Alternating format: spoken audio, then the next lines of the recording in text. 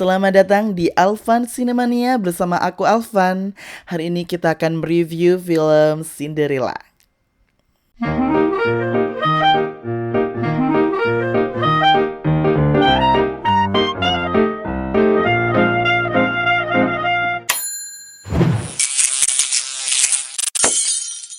Jadi untuk film Cinderella itu bercerita tentang seorang gadis, ya kalian tahu lah cerita Cinderella, cuman di sini mengalami dekonstruksi gitu. Cinderella punya cita-cita ingin menjadi seorang desainer dan dia ingin hidup mandiri. Wow, premis yang cukup menarik sih sebenarnya. Jadi film Cinderella ini bukan remake dari Cinderella 2015 yang diproduksi Disney, tapi dia itu dikonstruksi ya. Jadi benar-benar ada perubahan gitu loh.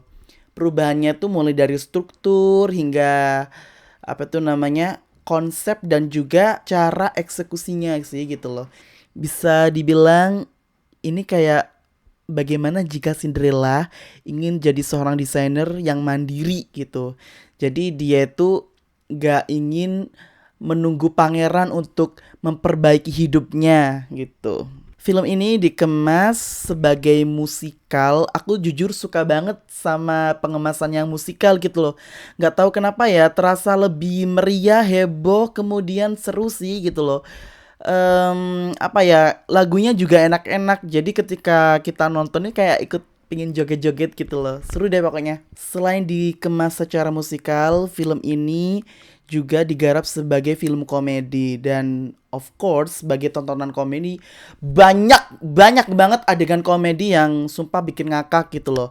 Dan semua pemeran itu pasti dapat porsi ngebanyol, ngelawak gitu.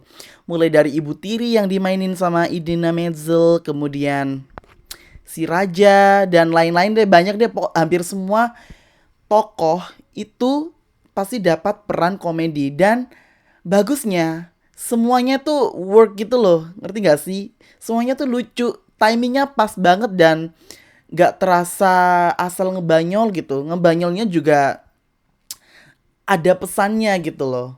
Dan apa itu namanya, komedinya juga komedi yang cukup cerdas sih, karena setiap punchline yang disampaikan itu nggak kosong gitu loh, selalu ada pesannya. Kayak misalnya yang paling banyak sepanjang film itu soal patriarki sih. Kalau perempuan itu hanya boleh nunggu dinikahin gitu loh, dia nggak boleh kayak punya pendirian sendiri gitu. Dan laki-laki yang harus apa tuh selalu memimpin, yang suaranya harus selalu didengar, sementara perempuan cuman boleh diem gitu-gitu. Itu menarik sih gitu loh. Terasa lebih apa ya?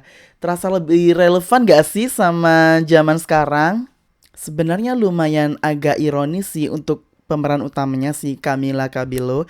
Jadi dia, aku tahu sih dia penyanyi gitu loh, nggak tahu dia udah pernah main film apa belum, soalnya aku nggak pernah lihat film dia sebelumnya.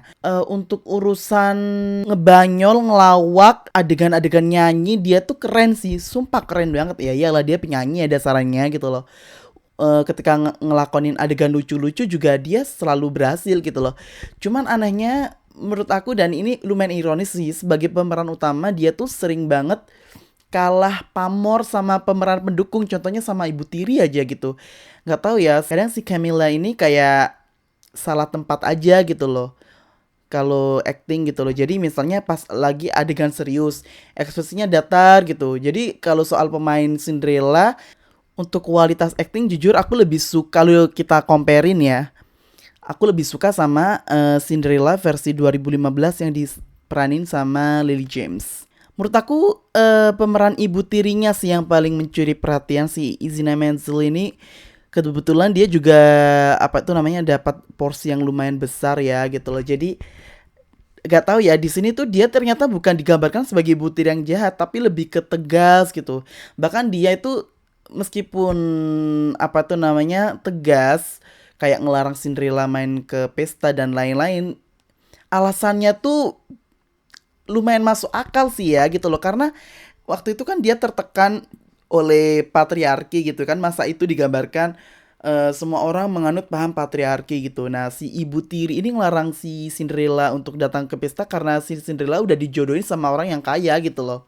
Bukan karena nggak mau anaknya kalah saing gitu loh.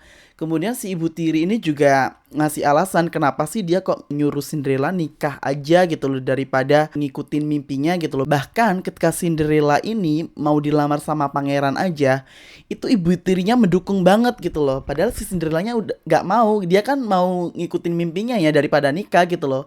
Ini keren banget sih Cinderella di sini gitu loh.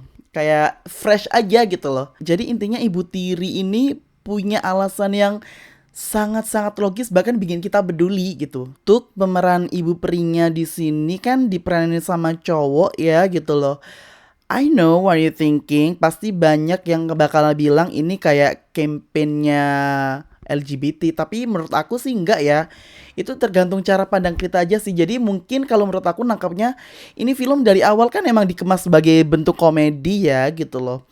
Jadi kayak biar gak tanggung-tanggung dan biar gak template, ibu perinya juga diganti kan dari awal ini emang kayak dikonstruksi nggak sih kayak pemeran Cinderellanya di sini bukan menunggu pangeran tapi dia mencoba mewujudkan mimpinya sendiri untuk bahagia gitu loh, dia menciptakan kebahagiaannya sendiri gitu.